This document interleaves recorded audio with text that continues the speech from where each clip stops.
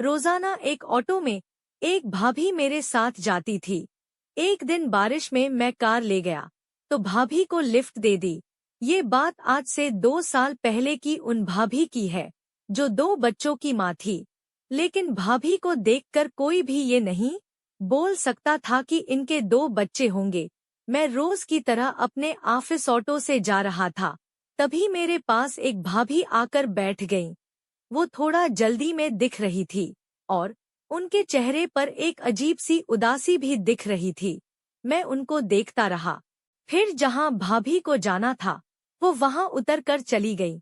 उस दिन मेरा मन काम में जरा भी नहीं लगा और न ऑफिस में किसी और से बात करने में मन लगा। अगले दिन नसीब से फिर से वही भाभी अपनी उसी हालत में मेरे ऑटो में आकर बैठ गई थी। लेकिन न जाने वो क्यों वो गुमसुम थी।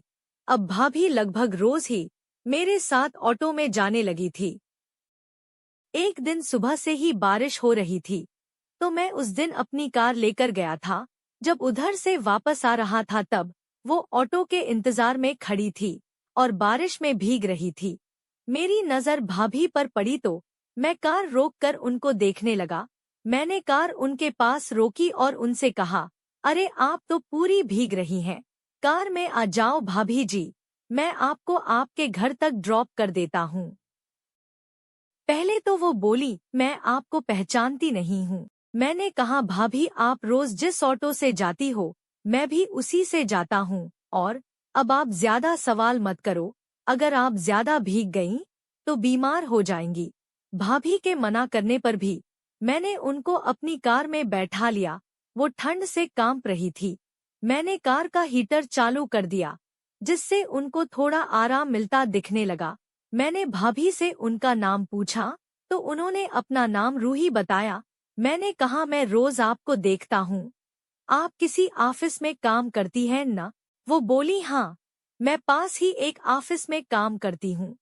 फिर मैंने उनसे उनके परिवार के बारे पूछा तो उन्होंने बताया कि मेरे 2 बच्चे हैं और मेरे हस्बैंड बाहर जॉब करते हैं।